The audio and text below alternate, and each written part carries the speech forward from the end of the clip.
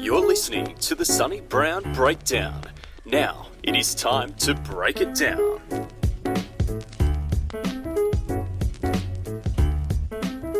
Welcome to episode number 1 of the Sonny Brown Breakdown, a podcast where I discuss the training, teaching, health, and education of mixed martial arts. In this episode, I talk to Jahred Dell of ArticulateBJJ.com, where he writes excellent articles about the art, sport, and lifestyle of Brazilian Jiu-Jitsu, and he also happens to be a high school teacher. Now let's go to the podcast.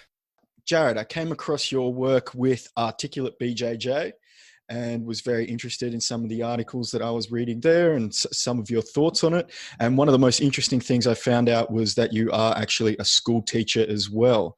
And that's also my interest in how we can improve the teaching and learning of martial arts and Brazilian Jiu-Jitsu. So one of the things I was wondering is your thoughts on what the most significant crossover from teaching a class of school students is like to teaching a class of Brazilian Jiu-Jitsu students. The thing for me is I've been teaching for 5 years now, and I've always kind of worked with students with a range of learning abilities. And for me, I think that if you're going to think about teaching on the mats or in a classroom, that's like the lowest common denominator. In teaching, we say always teach to that, like teach to the lowest common denominator. So the idea is that everyone's coming in with a different range of experiences, and you have to assume that some people on the mats, it's the case of the white belt. In the classroom, it might be the case of someone with a very low reading ability or writing ability. You have to teach to that person, and if you can enrich their learning, then everyone else can benefit as well, if that makes sense. Yeah, no, that does make sense. So in that case, then so you would have a class of BJJ students, white belts to black belts, and would you then feel you're just focusing on just enhancing that white belt learning? Would that not then make it boring for some of the higher belts? Well, yeah, that's a good question. I've been teaching and covering classes for the last, I'd say 3 years now when it comes to jiu-jitsu. So obviously, I'm more experienced in the classroom, and I would not pretend like I still have a long way to go with my jiu-jitsu teaching. But from what I've seen is that if you can bring a detail-oriented approach to the beginners, there's always going to be details to be shared there with the advanced students that are going to inform back into the class of the less advanced students. But it's also a chance for the advanced student to add and enrich stuff that they might have forgotten or that they've been neglecting.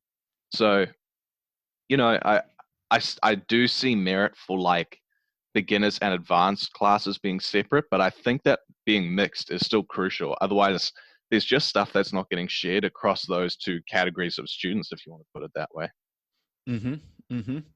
And in keeping that theme of then making it interesting for all the ranges, one thing I've always thought of is in the classroom when the students are not engaged, they can start playing up, and the best way to keep them engaged is a well-designed lesson. And in Brazilian Jiu-Jitsu, although people won't muck up as such, you will look around and get those blank stares, I think, coming back at you when showing a technique or something, if they aren't engaged. And wondering, taking those lessons from the classroom, how do you feel the best way to keep that engagement rate high in the Brazilian Jiu-Jitsu room? Yeah, man. I definitely see exactly what you're talking about there. Either that, or you see guys slacking off and they're like, oh yeah, I've got my 10 reps in, and they're just sitting there, I think the key thing there is specifying to those advanced students, let this inform your strategy and put it into your game. By the time someone's getting to late blue, early purple, they've got some idea of the greater context that technique that you're showing fits into. Personally, I think that a person at that level, which we're starting to consider advanced, maybe getting purple, like light blue, purple, brown, black even, those guys should be seeing the move in that context and have enough responsibility in their own learning to let that inform that and build from there. So let's say you're showing like basic De La Riva entry and details for a beginner to wrap their head around. The advanced student should be able to go from that to say, oh, well, this is a back take I like, and then start injecting that into their drilling, or um, giving good feedback to their training partner and stuff like that. So, you know, that's the other thing that I've found from teaching, and this goes back to your first question, but it also answers this, is the students that I saw taking the biggest ownership in their learnings were the ones that progressed the fastest. So the Hmm. the advanced student or the beginner student who's just sitting there and going like, oh yeah, coach just told me to drill the armbar, so I'm just going to drill the armbar. That's great. But it's the one who's like going a little bit beyond that, even if it's just adding one detail or putting more of the setup into it because they know it and they're adding it to that context, they're going to progress faster. It's just, yeah, and it creates more engagement. So, yeah.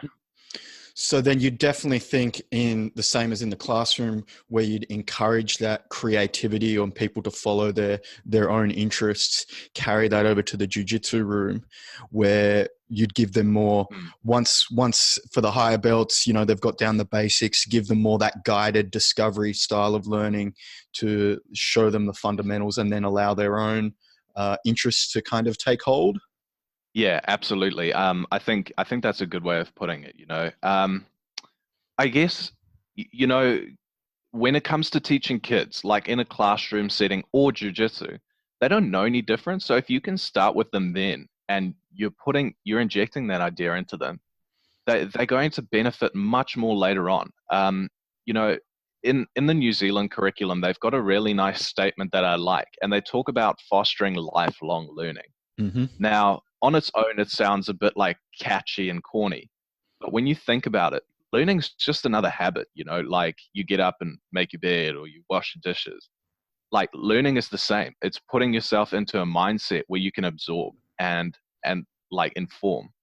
And I think we as adults forget that a little bit when we like step onto the mat and we like, oh yeah, well I pay fees to be here, like there's all these other things going on in our heads and we forget that we're actually there to absorb. And sometimes that can push us away from the learning and say, oh, I'm just going to do what my coach is doing. And like you kind of relieve yourself from any responsibility in how you're progressing. And I see those guys progressing slower than ones who take on board all of that. They asking the right questions and also adding the right techniques. Very interesting. Yeah, we have that in the New South Wales curriculum as well. And I think what you're trying Yeah. to get at is then maybe, so we have the instructor showing the jujitsu techniques, but it's really as long as people are bringing the kind of that mindset that it's not just the solely the moves that they're showing, that the instructor's showing itself, but what else they can add to those moves and the benefit as a whole is going to be more constructive than just that Yeah. one technique that they're learning. Yeah, man. Agreed. Like all of the best instructors that I've seen, they're not just showing the move in isolation. They're explaining to you the bigger picture of why you're doing it. And I think that is like it really helps to inform you as the student on where you want to take that. Like, oh, if he's passing my guard, here's like this retention technique that we're working and we're like micro drilling or we're doing it in positional sparring. I'm not just going to do that. I'm going to add it onto things I know and see how these things work in synergy with each other. So, like you're having your teacher there to guide you and facilitate that like experimentation in a way that you can get strong feedback, you can ask questions, and yeah, those are the times when I felt I've learned the most. Like my progression under like working with people like that, Mhm. it's immeasurably different. Yeah. So then how would you fall on the spectrum of, drilling versus concept based teaching? I think, Yeah. there's always a bit of debate going on there. And I think there's always some benefits to drilling. Um, Yeah. but what would your take on that be?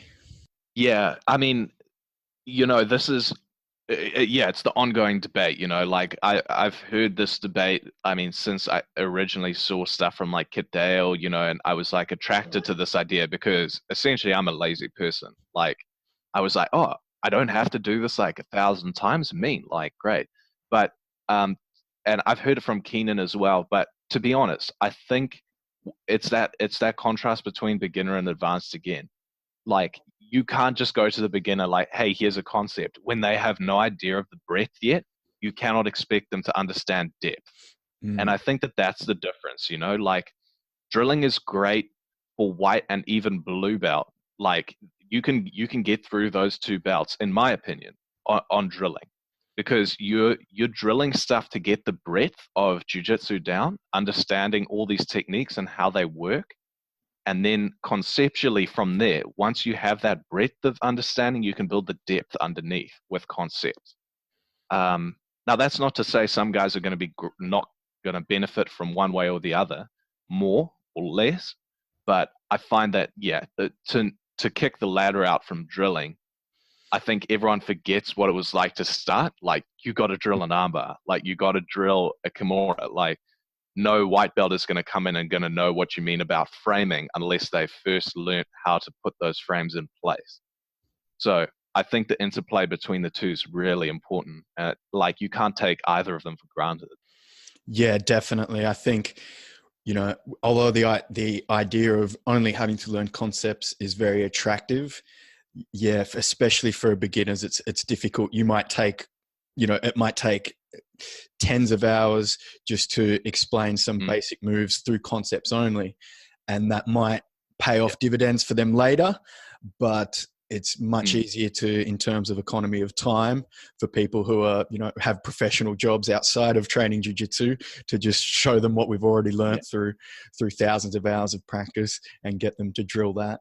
But yeah, there is that benefit to conceptual learning as well. Which brings up, what would you say one of the most powerful things that a jiu-jitsu student taking charge of their own learning that they can do to help increase their rate of development? I think it's like the enjoyment, man. Like, you at the bottom line, we do this because we like it, right?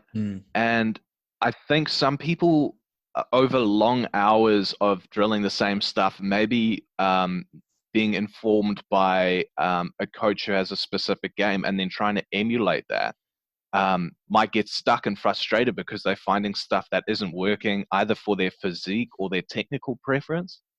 But as soon as you start to take ownership of that and you're fully conscious of your training and what you're doing, you can start to build your own game. And I guess that's the really attractive part of jiu-jitsu, is there's no one right way to do it. It's this really subjective thing, but you can't reach that unless you are fully engaged in that process and going, okay, well, why does this work for me, but why doesn't this work for me? Like, I just can't get this one setup to work. And then looking back at it objectively and taking that ownership rather than just expecting your coach or a DVD to fix it. I think everyone has that answer if they take the time to reflect it. And I mean, look, man, I know it's hard when people have got, jobs, and jiu-jitsu is maybe just a place they're coming to find some enjoyment. But that's what it comes down to. You want to enjoy it more, like just take some ownership of that learning process. And I think that circle of learning is key for that. It's going to keep you training longer. It's going to make the time that you do spend on the mats more enjoyable. You're not going to leave frustrated all the time. So I really try and preach that. Like, if I'm working with like a beginner in a private or even in a larger class, just like come back to that. How does this work for you? Why do you like to do it that way? But yeah, I guess that's my thinking towards that, really. Yeah. So, and then that way, I think if they are enjoying it more, then that's going to decrease the rate of people dropping out and quitting jiu-jitsu, which, is a very common thing, or, for plenty of white belts and blue belts who don't get that attraction to it, or just don't make it through that, that plateau of blue belt. And I guess I seem to be hearing the biggest thing is just creating that lifelong learner and creating that love of learning in jiu-jitsu. Yeah.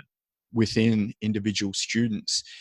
So what would you feel would be the best way to open that possibility up to someone who's maybe coming into jiu-jitsu, say, mid, late 20s or something? They've got a job. They're kind of set in their ways outside of there, and they're just looking for something else to take up their free time. How would you use jiu-jitsu as the catalyst to open up that love of learning again? Oh, that's a really good question, man. I think there's like quite a few things there that angles you could take. Mm-hmm. But like the big one I would think, because I see this with people, I was one of these people. Like, yes, I was 21 when I first started jiu-jitsu, but I'd come from a background in doing like other martial arts, like judo, Muay Thai, boxing. I'd tried all these things out as kids, so I understood what it meant to do a martial art. Mm-hmm. I think if it's like people's first exposure coming in, the biggest thing is like turning off that narrative in your head that says like that has all of these preconceived ideas about ourselves, like when we're sitting in our jobs, we have an idea of what we're good at, what we're bad at, what's going on, where we fit into a structure. We have the same thing in our social lives, in our relationships. But when you come onto the mat, like as a white belt, that doesn't really exist. And also you don't even know what jujitsu is yet. You don't know how like other people are seeing it. You're still developing like what Henzo calls jujitsu eyes. Like I love that. I love that expression, and I think it's so true. Like if you come in a state of naive ignorance, you don't even have the eyes for it yet. And I don't mean naive ignorance as in like an insulting thing. It's just that's initial stage of learning when you don't even know what you don't know. And I think people need to accept that. Like you can't deny that when you put on a white belt. I'm a beginner, like I'm new, I'm learning new things. And I see that struggle. And that comes back to that dropout rate. I think it's so high because at white belt, blue belt, some people are getting by on athleticism or like some previous experience or even just turning up. And that's great. It's awesome, but you can't let it then hit a barrier and go, oh well, I've now hit my perception of myself and this is confronting, and then step back and not engage. Um, so yeah, I think that would be like my number one thing. It's just remove your internal narrative from the mat. Just trust in the process. Like I think without that, you're never really going to stick at it. Yeah, so that trusting in the process is obviously then going to come back to that kind of that mindset first, and then creating the change in physical abilities that can help, create a positive feedback loop. That once they start learning a few of the basic techniques from the process, have some success with that, that then they can kind of create their own motivation to get Yeah. those small wins that keep them coming back. So Mm. when we're teaching then students, like what's a good way to create those small wins for them, to create that, to fuel them? Well, I guess there's a couple different strategies you can put in there. I think the big ones are bite-sized pieces, like positioning, putting them in positions where they can see how techniques work. I don't think there's much point in putting like a white belt into a class and going, hey, here's an armbar. Okay, now we're rolling for an hour. Go for it. And then they've got no idea. I think things like positional sparring, um, even some just specific drilling at higher intensities with a little bit more resistance can help them build to that idea of confidence, especially if they've never come from any like contact or, kind of sparring oriented martial arts. They need to understand how another body feels and where they can find that success. So it's about framing that class, and yeah, I don't know if introducing your like 3 session brand new white belt to sparring, it's exciting, but that can be a big turn off right off the bat for someone if all they know is an armbar, they don't even know like closed guard yet, things like that. So smaller bite-sized chunks I think are really good. It's something that I've seen my instructor up here doing, like you have your color belts in the middle, working with rotating beginners coming through, doing positional sparring and giving them the leeway to practice the technique. If things muck up, they get punished for it. If it's working, they get to see why it's working and why it's successful. And I see that working well, because your higher belts should be the ones that can help facilitate that learning process. Yeah, it's interesting now. I think there's, over time, there has been a bit of a shift in some attitudes with jiu-jitsu, because I feel a lot of the higher belts, at least, that I know, when they first went into jiu-jitsu schools, it was still, being proven, or, not still being proven, but had a lot to prove as a martial art. And Yeah. so, like, my first experience, I remember, was getting smashed. But for whatever reason, I thought, this is something I have to learn. I want to be able to do that. I want to see what was going on there. How was your first experience, and what drew you to keep coming back then? Man, yeah, mine was pretty similar, to be honest, bro. Like I was at uni and I was doing boxing, and at this academy they also had jiu-jitsu. Having done judo as a kid, I was pretty familiar with what a gi was and what like randori and newaza was, so like ground technique and everything. But when I saw it there in person, I was like, oh, hang on, this is that shit they were doing in UFC. And I was like, this can't be harder than getting punched in the face. I think I'm gonna give it a try. Like, it can't be that bad. And then I got fucked up, like real bad, my first session, man. But it was, fortunately, it was in a class where I felt comfortable. It wasn't like absolute murder. I wasn't getting like it wasn't a dick move kind of ass whipping. It was that like kind of controlled technical beating that you get from a nicely behaved higher belt.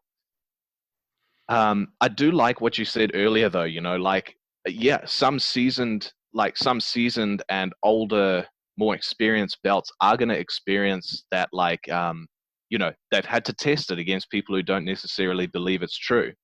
But I think there's something important to consider in that. The fact is, not everyone's coming to do that. A lot of people these days, especially, are coming in because they're interested in learning, and these the higher belts are your first line of people who can contribute to that learning, not just the instructor. So yeah, I guess you've heard that saying as well, where it's like you're not there for yourself, you're there for someone else. I think people need to let that inform it. Even the athletes, like even active competitors and stuff. In my opinion, I feel that these people are the ones who should be really helping out beginners where they can. You know, not for like 2 hours after a class, but if a guy's got a genuine question, I think that's a valid place to be doing it. Contribute, give back, like the same that we were given. Yeah. Yeah, you raise a good point in that, although there's always, the head of the school or the class instructor, the entire culture of a gym or a classroom will really have a bigger effect on the individual if everyone involved in the class is all helping each other. And you have the competitors helping the white belts, you have and vice versa. And what is the best way to kind of encourage that culture of cooperative learning and peer teaching within the martial arts school and within the classroom as well? Yeah, man. So I think one of the reasons I've got into that mindset is because I saw it in the classroom at first. Like, a student would never ask me first if they didn't understand what I'd said. They turn to their friend and they ask, you know? Yep. Like, when I first started jiu-jitsu and I was coming up, like to any form of technique, sometimes your instructor's not right there to ask you.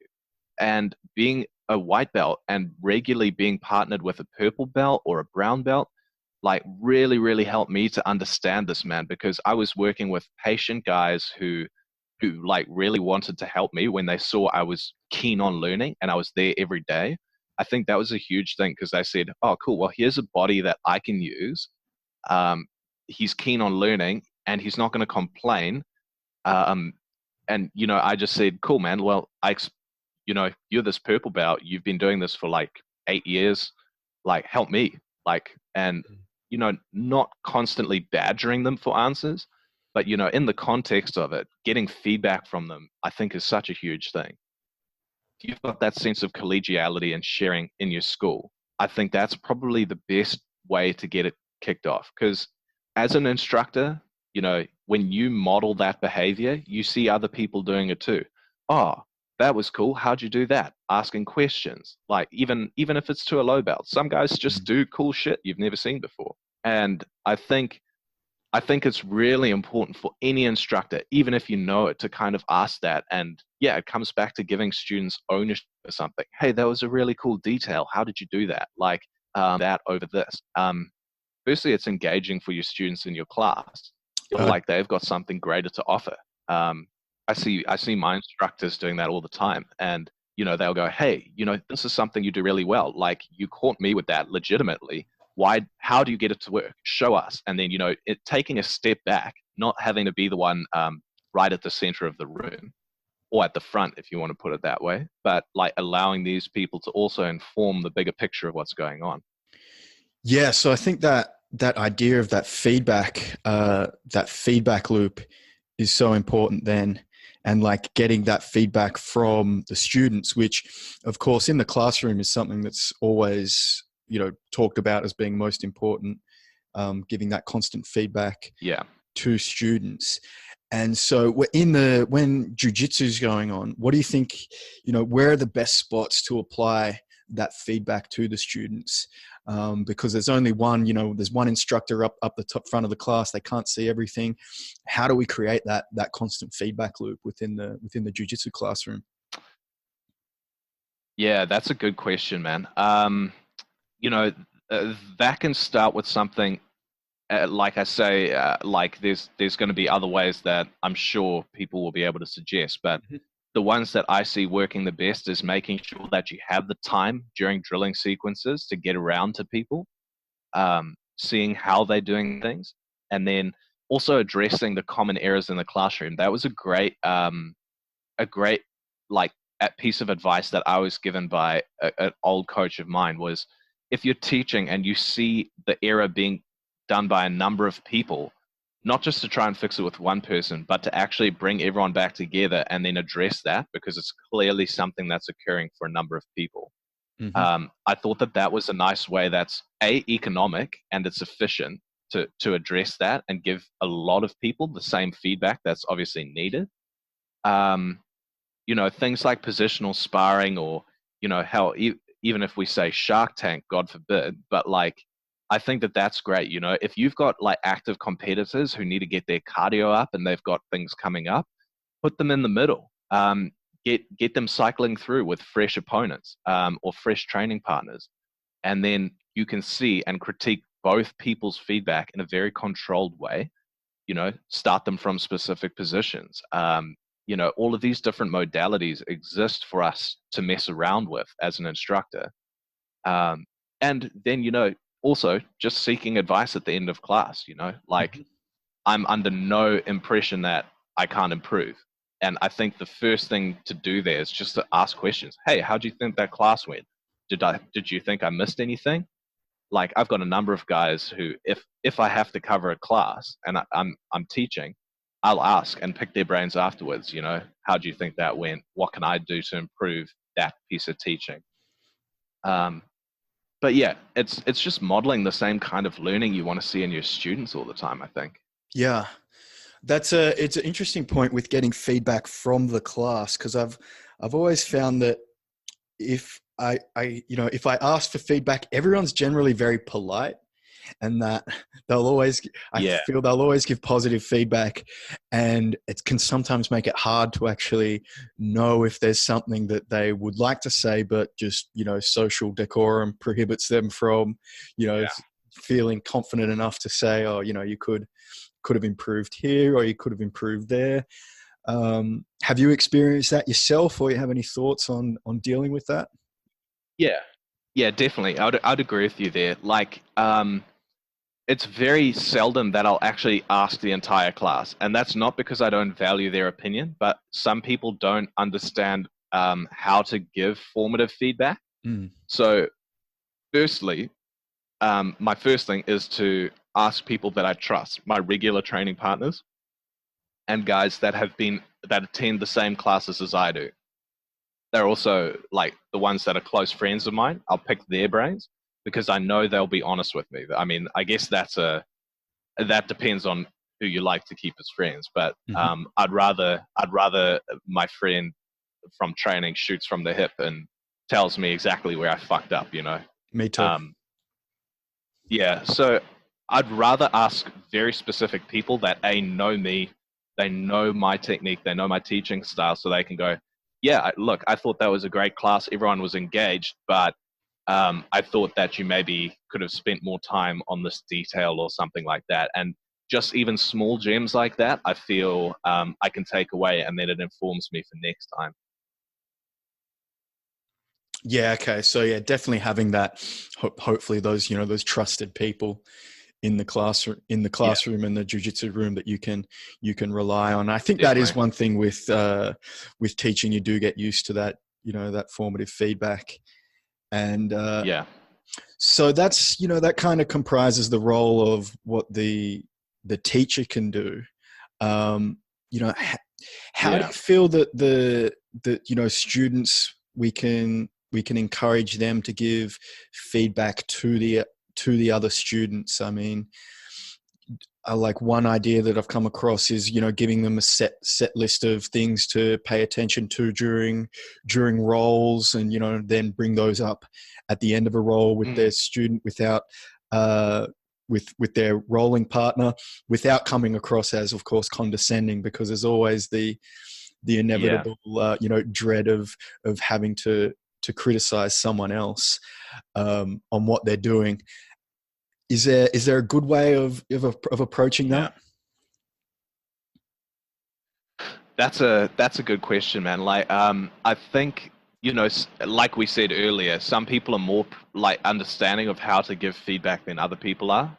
Um, and I don't know, like sometimes I guess with rolling that can be a difficult thing because we get like I see a whole range of that kind of narrative playing out from, man, you're really strong, like the underhanded insult where it's like you're you're very athletic but not using much technique, to the it was more of a crank.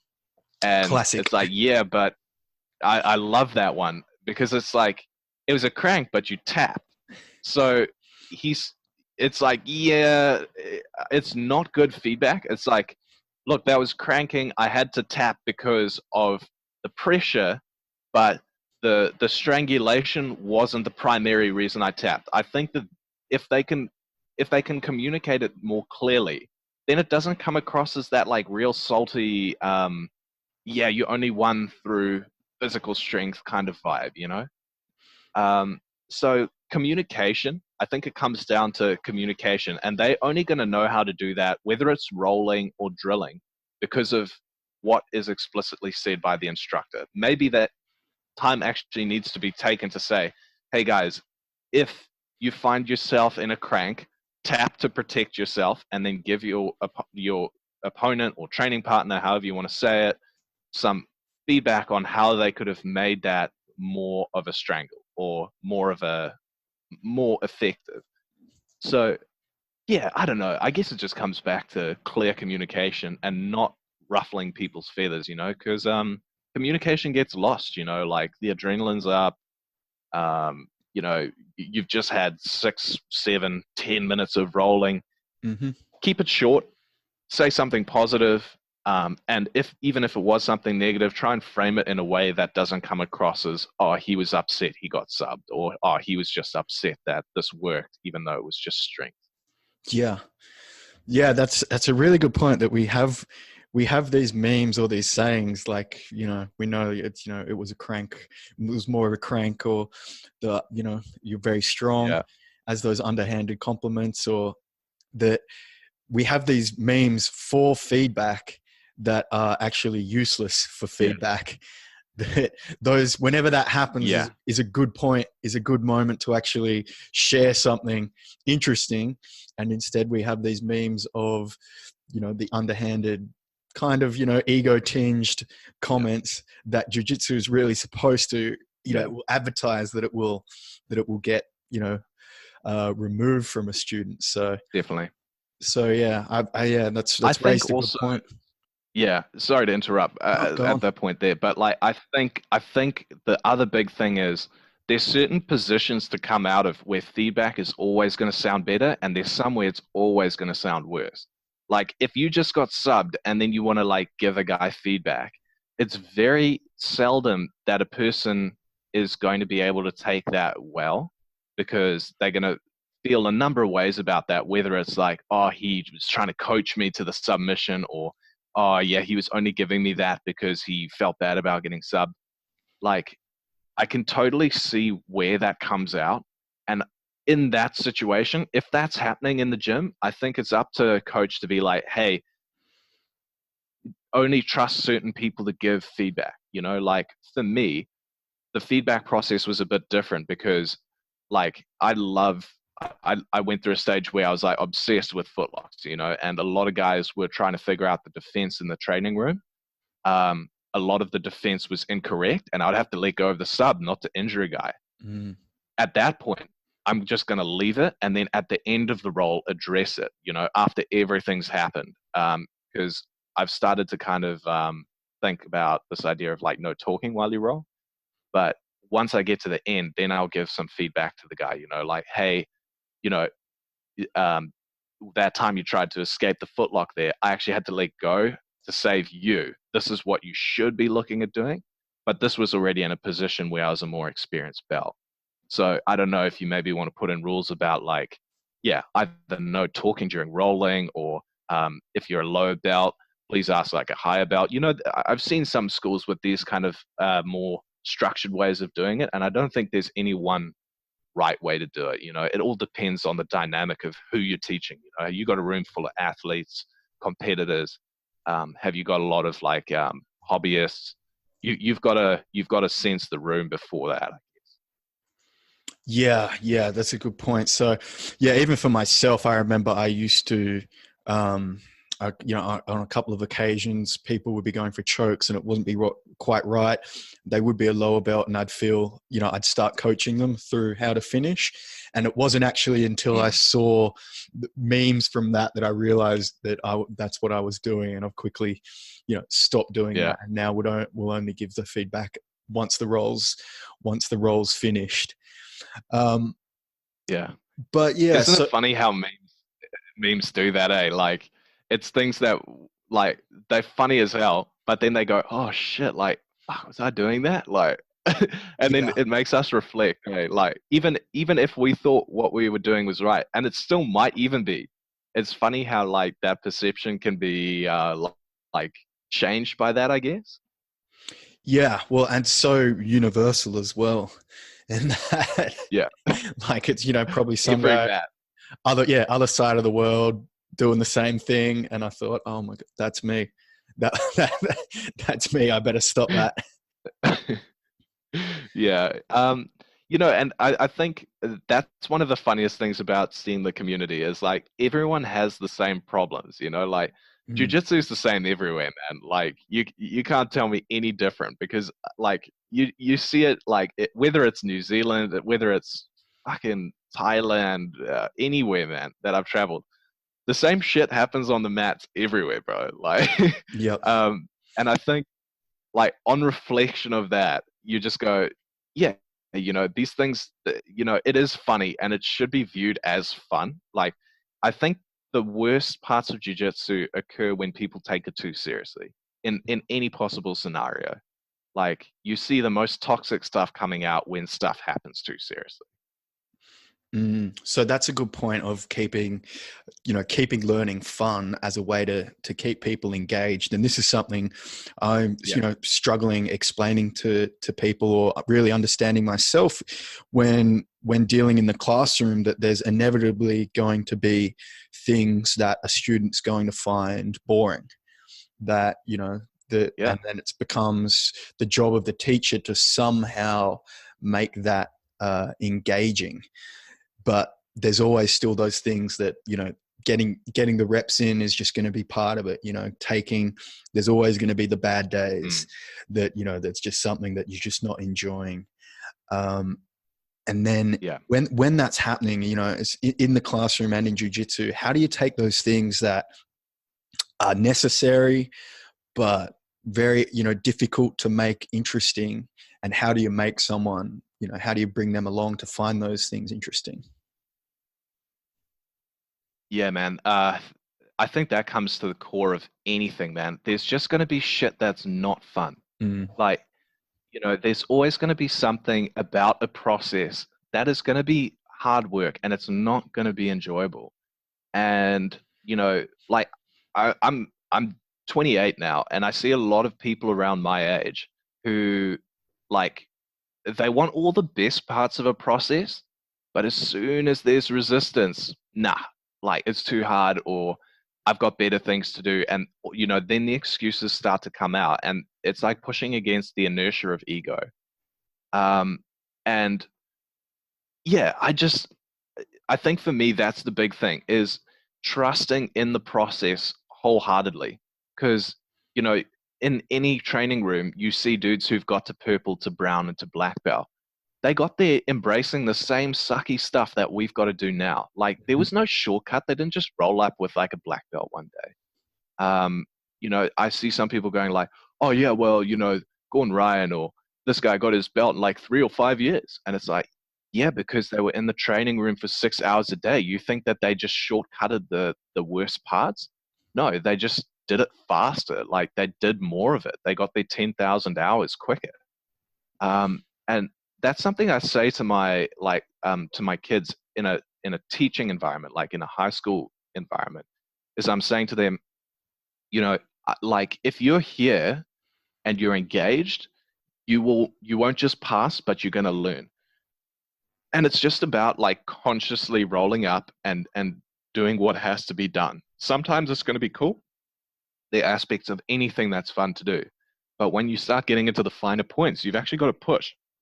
You've got to push against stuff that's really hard. You've got to push stuff against things that confront your perception of yourself. And, you've got to work around it. And the people that aren't willing to do that are usually the ones, like you said earlier, that are affected by the high attrition rate of the sport. They don't like what they're shown when that mirror gets held up. And, it's so hard to say that jiu-jitsu is for everyone. It should be, if everyone can engage with the process, but some people are unwilling to. Jiu-jitsu is for everyone, but not everyone is willing to do what it takes. And I do wonder, we've discussed so much, on generating the feedback and building that culture. But if when it comes to that, just doing what needs to be done, that it does have to be more of like an authoritarian approach, with the instructor just being strict, and then by process, then the student being strict on themselves, and that there's certain things that they'll just have to do no matter what, and keep on turning up when when it's been a rough week, when it's been a rough day, and staying consistent no matter how they're feeling. If that's just something that just has to be, just that authoritarian mindset for that particular part. Yeah, man. The one thing that was drilled into me early on at Teachers College that stuck with me, and I see it now in Jiu-Jitsu as well, especially now that we're talking about it, but it's the idea that a teacher is like, in a way, an actor, like, and a bit of a chameleon, because not everyone in that room wants the same thing from you. So you can't just go in and be like you said, the authoritarian to everyone, because you might have a room one night that has no competitors in it, and it's got some people that are hobbyists and people that are doing it for self-defense or just even for fun. And you need to sense the room and be the person that they need you to be as the teacher. They're paying at the end of the day, so that's your responsibility. It's your job. It's literally what they're expecting from you. in your service. The thing I think that comes from the student's perspective is how much you're putting into it, and to be honest with yourself about that. I see hobbyists who um, have this air about it that they are doing the most in the room, and it's maybe because they don't know any different, or maybe they haven't engaged enough to see that, or they think that the 3 times a week that they're coming means that everyone else is only doing 3 days a week. They're still in that stage of what we call naive ignorance. But man, it's an interplay between the teacher and what the student's bringing, and they've got to meet in the middle. Like, I know when I rock up, I need sometimes an authoritarian approach. Like, I need my coach on a hard competition training to be like, you're in every round. This is what you need to focus on. Go and do it. And there's no excuse, and I've just got to engage in that. And if I quit, then it's on me. But then I haven't trusted the process. And my coach, I have to trust. And that's from a competitive perspective. As the hobbyist, I needed something different. But yeah, it's this, you have to meet the needs, I suppose. And that's something, I guess, just knowing the students and knowing the individuals, so you can kind of, I guess, tailor what you're doing there with the individual learning plan as such. And so that's interesting, the idea of then the teacher as an actor, because of course with martial arts, that's something that can get taken to the extreme, where people will bestow themselves with lavish titles and ask that, all sorts of things from their students, with calling themselves master, or you can, or we can go down that path of what would be called bullshido, by acting too much. How do you think that can be tempered then within in jiu-jitsu, or where do you think the line should be drawn between acting in the martial arts realm? That's a good question. I think you have to have this moderated approach. When I say acting, I don't think of it in the sense of amplifying personality, because then we do get all of these feed-in problems with ego and trying to have everything blown through your own trumpet. You see some of the best teachers in the sport, man. Like, you think of these names, like I certainly think of a Marcelo. Mm-hmm. Having seen how Eddie Bravo teaches, I definitely see that too. These are people who are able to express their ideas in a way that retains attention, but also requires engagement from their students. They'll regularly break instruction to ask a question or to get feed in from a student. That was something really good that I saw from them. And it prevents a student from switching off. But it's not about personality. It's not going like, like back in 2012, I pulled this off in a competition that won me gold with 3 seconds to go. It's not about that. It's about it's about being able to build like a context or a frame that the student can see very clearly. Whether that's the discipline of the classroom or literally the technique that you're working on within 1 hour. Yeah, that's very, very interesting, because even I find myself sometimes tempted when, teaching a technique. I want to kind of discuss, this, you guys should have the confidence in this technique because it worked for me here, Mm-hmm.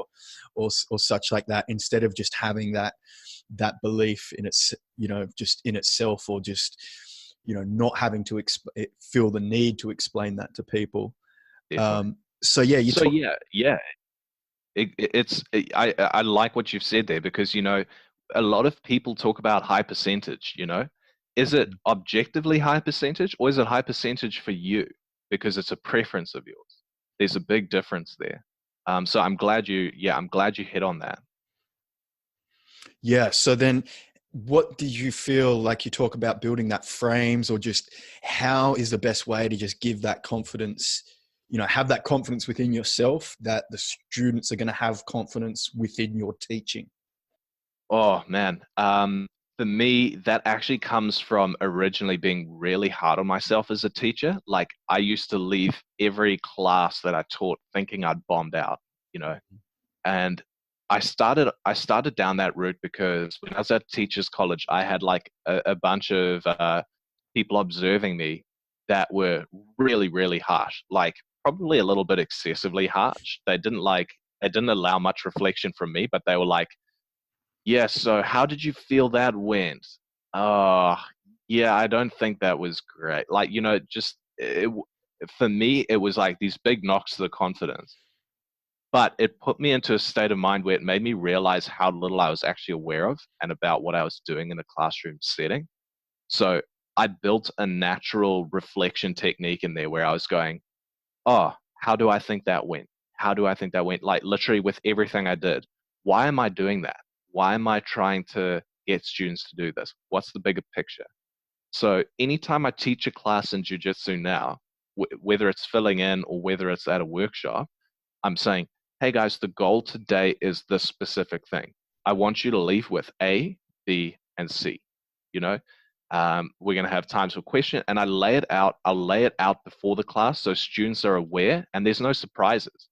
I think when you take surprises out of it, there's a confidence for the students because they can brace for impact, if you want to call it that, Mm-hmm. and they can go, great, this is what we're working on. Oh, I know some of this. I remember us doing this 6 weeks ago.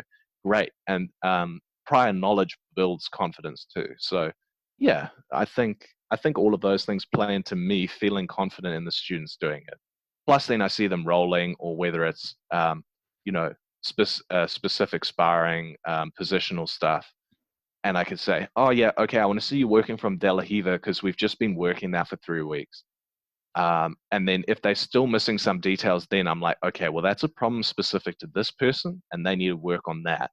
And either give them that feedback in some spare time around a class, or have them work on it, because maybe they're not aware that they're making that mistake. Mm-hmm. Mm-hmm. And so you touched on something there that's probably invaluable in that the process of lesson planning, to give you that confidence within the lesson, and just knowing well beforehand what it is you're going to teach and how you're going to teach it. I'm just wondering then, like what have you taken from planning lessons for the classroom over into the jiu-jitsu realm, and what would your normal habit of planning for a jiu-jitsu lesson look like? So that's really important, I think, man. Like I think you see some of these bigger schools, whether it's like Gracie Barra or Hibero Jiu-Jitsu and stuff, with the very comprehensive curriculum. And I think there's huge amounts of merit to that. I've seen it in teaching as well. When you come into a department in a school that is well resourced, has planned out curriculum and unit plans, if you want to call it that, segments of learning, it's much easier to deliver that and inject meaningful like lessons, than kind of ragged, all over the place stuff where you're just nitpicking as it comes to you. I think in very few cases, unless you're a really good natural teacher, that's going to work. Just because, yeah, well, if you don't have a plan going in, you don't have the time to consider the variables, who's in the class, all of those things we've been talking about. Mm. You have to free your brain up. And I think sometimes the planning thing is crucial for that. I'm very lucky that I guess it's the way my brain works in that, and I've been doing it for 5 years in a classroom setting. I have a very good idea of the direction we're going in and what details need to be covered, but it's because I also know my students.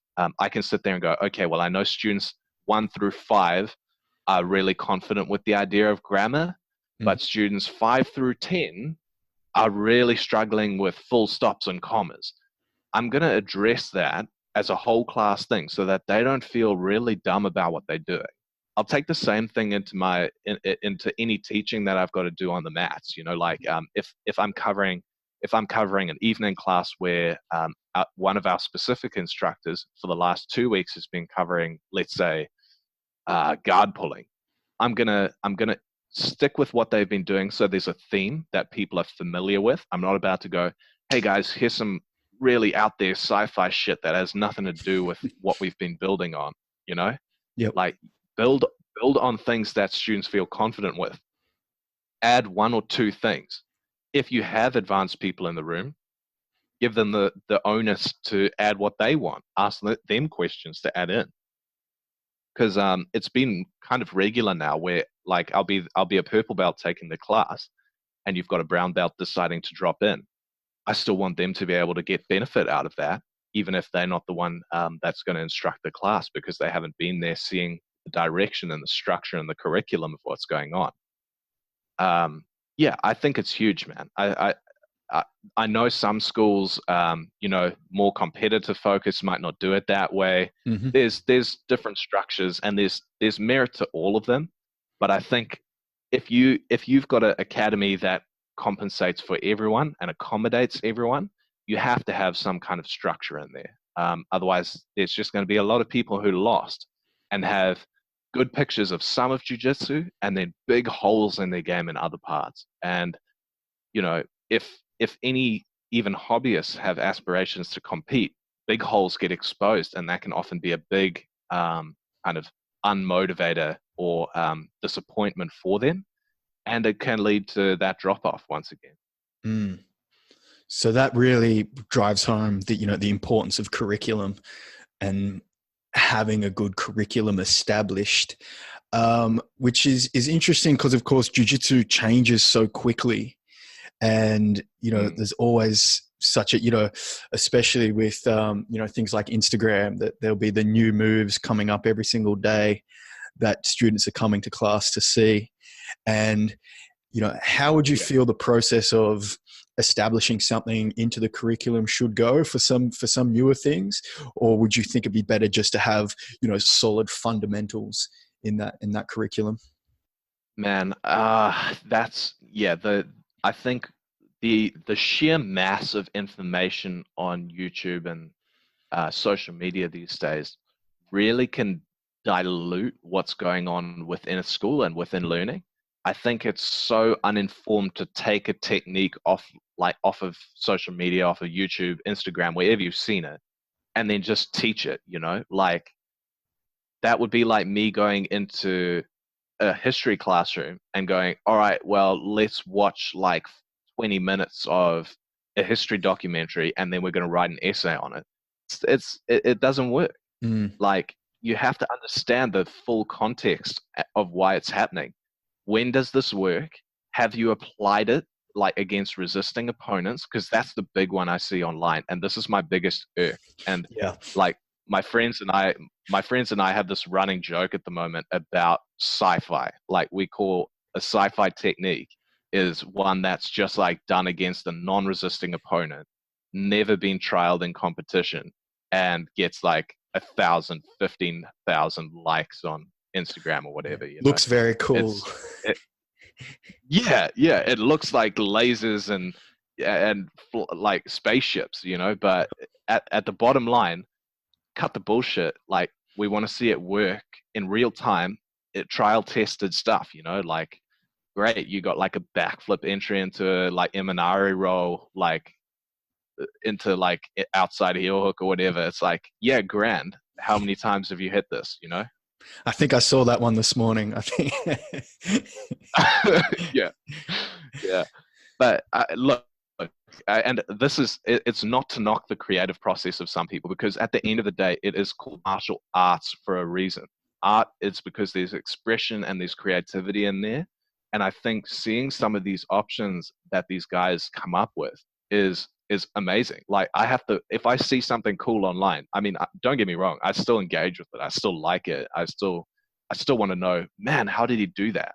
But I'm way past the point now of going, hey, do you mind if I try this one YouTube technique on you? Like, get out of here with that shit, man. Hit it on me when we roll. Like, see the live application of it, because that's what's really going to make sense to a person at any level, white belt or black belt. You're not just going to pick up a berimbolo and offline and then suddenly expect to hit it in class the first time. It doesn't work that way. Yeah. That's so true. So true. And so I think this has been a great conversation, Jahred. And I'll just finish up with one last question, basically, is there any unusual habit on your martial arts training that you believed help you? We've talked about the structure of curriculum then, but is there anything unstructured or, sci-fi stuff that you enjoy that you think benefits you? Yeah, yeah, bro, for sure. The big ones for me when I was a white belt, right about to get into competition, was having something outside of the training, outside of physical activity that helped me.